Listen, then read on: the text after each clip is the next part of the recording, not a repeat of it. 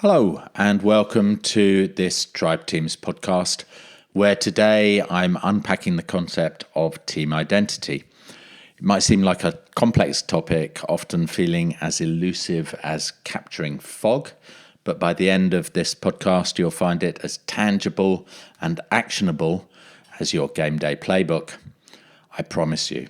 Stick with me, especially if you're navigating the world of sports teams or indeed any team looking to become resilient, high-performing, and bursting full of togetherness, belonging, and connections.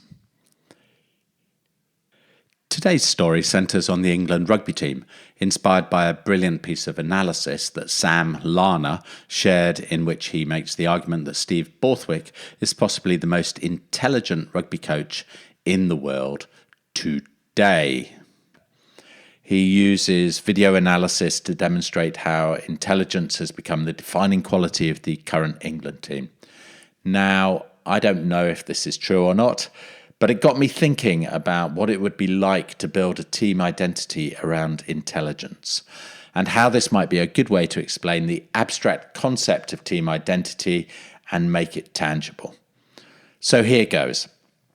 The first thing, though, that we need to do is to realize that in teams, language matters.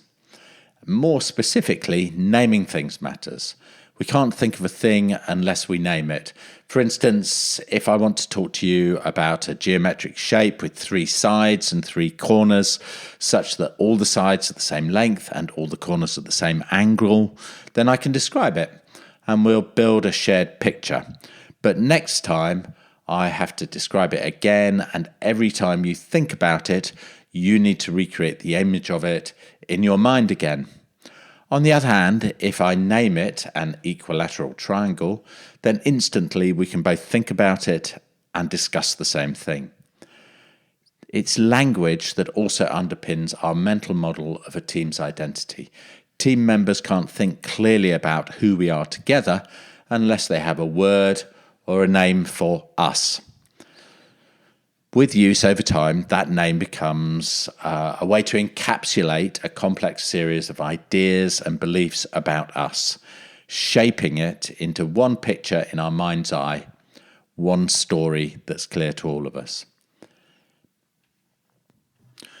Then we need to ensure the story gets told by as many people in as many different contexts as possible, so it becomes part of our everyday language. This enables people to put their own colour into the picture and use their own words to tell the story.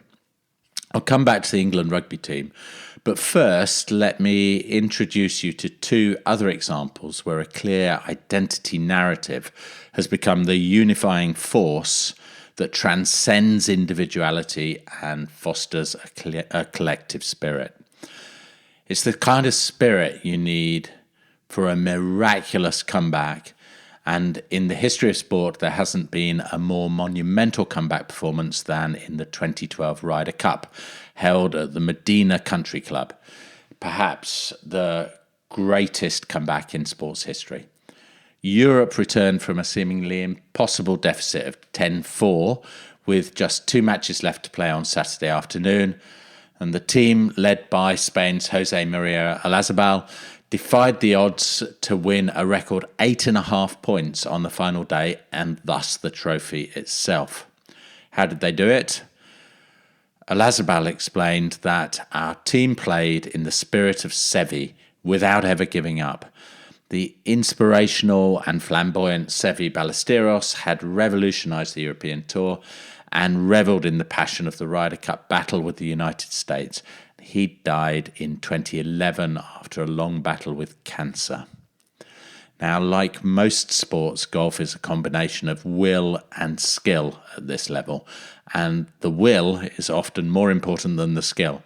Olazabal's leadership was all about evoking powerful emotions, connecting with individuals on a very visceral level, and strengthening that will. In 2024, the victorious European team rekindled this identity at a pre-match evening, sat around a campfire at which they went round the circle, and team members shared personal stories, disclosing personal insights into themselves and their history. Listening to each other's stories enabled them to make connections between their individual identities, the circle of me's sat around the fire, and us together, the single we, symbolized by the fire in the center. Apple is another example, a great corporate example of an organization that developed a clear identity under Steve Jobs. Jobs was passionate about simplicity, and he made it the central character of identity of Apple. He said, the way we're running the company, the product design, the advertising, it all comes down to this. Let's make it simple, really simple. So Jobs felt that a core component of design simplicity was making products intuitively easy to use. Those do not always go hand in hand. He said, design is not just what it looks like and feels like, design is how it works. So in both cases, these are organizations that have put identity, a clear and transparent identity, at the heart of their success. And when we dig more deeply and look for patterns, we discover that both these shared identity stories have 5 ingredients or component parts. Why 5? Well, it's not a random number. The 5 factors of shared identity actually come from a research stream focused on what is called motivated identity construction theory. We don't need to go into the theory here. Suffice to say that a massive international research study of nearly 30,000 people showed that across cultures, the same 5 factors form the component parts of a person's identity. Professor Viv Vignoles described them as continuity over time, meaningfulness, distinctiveness, belonging, and efficacy. Now, if we assume Sam Lana is right, then the English rugby story might go a little bit like this.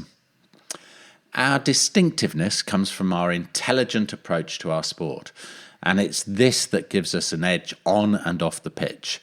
It makes us different to and better than other teams. This quality is core to who we are together and the way we do things around here. Everything we ask you to do, from your work in the gym to your mental preparation and the game plan we will execute, is there because it's smart. We're using brains over brawn. We're not like the South Africans, a nation of man-mountains who muscle their way to victory, or like the French with their instinctive flair. We won't even try to beat these teams at their own game. We'll outsmart them. We'll plan. We'll analyse. We'll put the odds in our favour. And over time, we'll develop the skills and the understanding we need to outsmart our opponents and win. Then, I might also tell the players to keep this to ourselves, to have it as an ace up our sleeves. When James Kerr published Legacy, 15 Lessons on Leadership from the All Blacks coach Graham Henry at first said, "You've just given away our IP.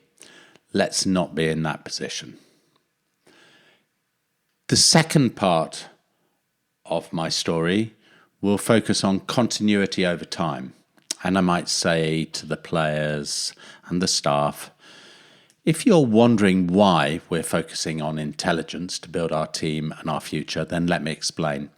England is the country of Newton, Darwin, Chaucer and Shakespeare.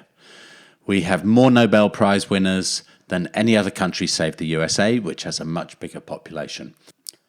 We invented the jet engine, the World Wide Web, and the vaccines that rescued the world from COVID have their origins in the work of Edward Jenner, who developed the first ever vaccine. Relying on our intellect is in our national DNA and our sporting DNA too. Let's remember that the 2003 World Cup winning team was built on Clyde Woodward's relentless pursuit of new ideas. He introduced teacup training, thinking correctly under pressure. He brought in an expert from the Israeli military to help players develop their peripheral vision. And he was one of the first ones to use ProZone multi-camera video analysis. We're simply taking this traditional English quality and applying it to the different challenges we face now and in the future. In a world where everything changes so fast, we'll use our intelligence to keep us together, clear, and to get ahead of the competition.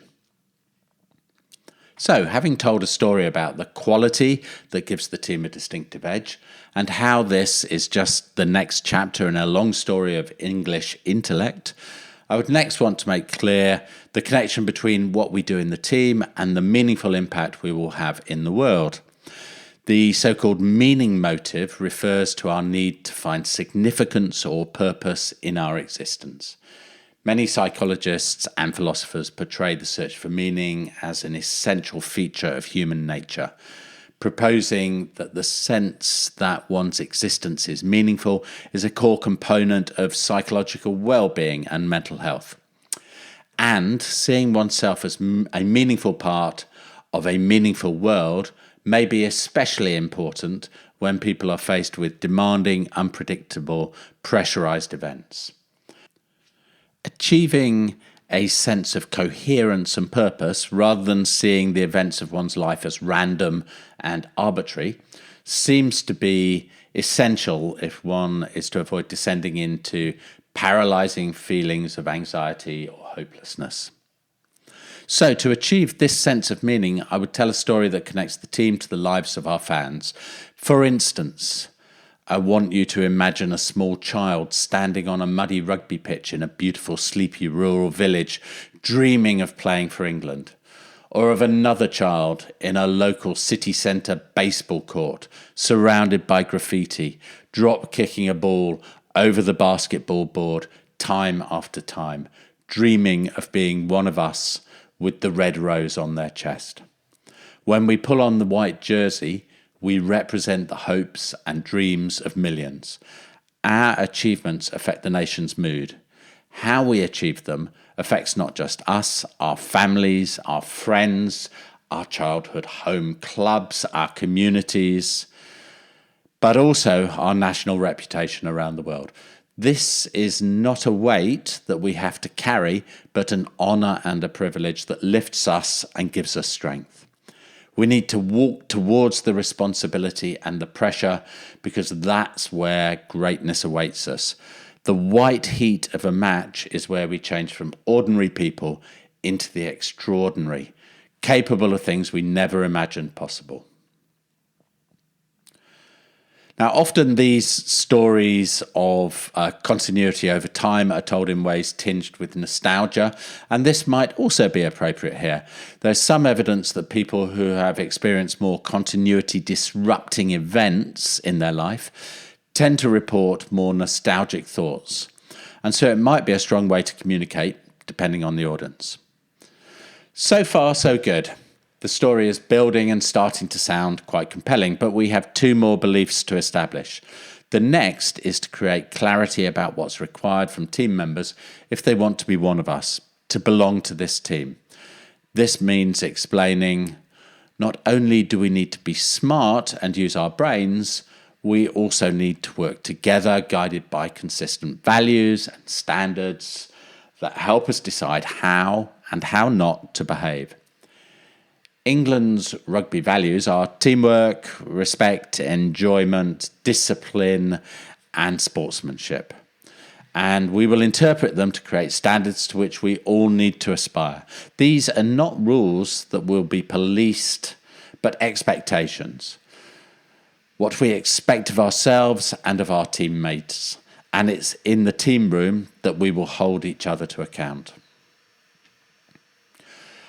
And so finally, our fifth area of motivation. We know that people are motivated to emotionally connect and internalize the identity of a team if they believe it has the capability to be successful. We're motivated to feel competent and in control. And these have been shown to be strong predictors of well-being and resilience. Indeed, experiences of efficacy have been theorized as another defining feature of human identity. To have a sense of self is to experience oneself not just as an object, but also as a subject or an actor capable of influencing one's environment. This also operates at a team level. Even if a sports team is losing, if the narrative is about learning and progressively grabbing control of the game in ways that we agreed in our identity, then players can experience themselves being able to influence the environment, which will strengthen their motivation to identify. So to the England players, I might say, you've been selected because you play smart. And so be intelligent in everything you do. If we're intelligent, we can win. It's a long-term plan. At the start, we might look ugly and dumb, and we'll be criticised, but we're on a journey and all the parts aren't in place. Of course, so far I've described an identity story as if it already existed, and all that needs to happen is for the players to be told it, and everything else will fall into place. Indeed, I know of some teams that have employed communications or marketing experts to craft a story to tell to the team. But in reality, it's a bit messier than that, and to succeed, we must get into the mess and embrace it. There are two truths about team identity that I need to share with you. The first truth is that team identity comes together most quickly and is most powerful when it's co-created. That means not just telling, but also listening, creating opportunities for dialogue, debate, and interpretation within the team so that the words can become personally and collectively meaningful.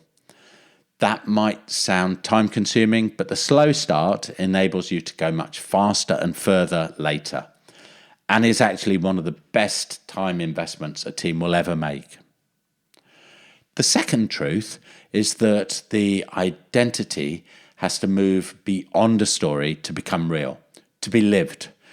It needs to be integrated into your use of rituals, symbols, strategy, training plans, game plans, video analysis, tactical decisions, substitutions, selection decisions, roles, reward, recognition, player of the match awards, meeting processes, discipline, accountability, fireside chats, mentoring, coaching language, communications, and so on and so on and so on, everything. Teams should think of their identity as a slide rule they use to run over any decision to check whether it will move them closer or further away from being the team that they want to be. Inevitably, as you live the identity, it will change and evolve and become clearer and more refined until it puts you in a position to consistently perform. When Gareth Southgate became England football manager, he and Pippa Grange decided to think of their time with the team as a play of 3 acts, each act being the 2-year cycle to the next major tournament. All of this requires strategic thinking, determination, resilience and patience, and consistent effort. So why do it? Well, for me, there are 2 compelling reasons. The first concerns what it feels like to be inside a team like this. And here's a few words that people use to describe it. Exciting, ambitious, exclusive, powerful, cohesive, respected, reassuring, safe. It's an environment in which togetherness, belonging, and personal connections enable more challenge, more self-expression, and more joy. And the second reason is simple. The evidence is clear that teams with the strongest identities win more. To draw this podcast to a close, let me summarise the 5 factors that underpin strong team identities. They are continuity over time, meaningfulness, distinctiveness, belonging, and efficacy. When team members develop shared beliefs about each of these factors, they tell themselves a story that makes the team identity increasingly central to their own self-concept. This means that their individual self-esteem becomes entwined with the team's esteem, which in turn means that team members become highly motivated to do whatever it takes to elevate the team's status by being successful. I've made up this fictitious identity story for the England rugby team to illustrate what the concepts might look like in practice. Let's see whether this is indeed what that team is all about, and if so, how effectively they create their identity and make it real. If you're interested in finding out how to do this in your team, please get in touch. If you enjoyed the podcast and want to be notified about future episodes, hit the subscribe button. Thanks very much for your time. Until the next one, bye for now.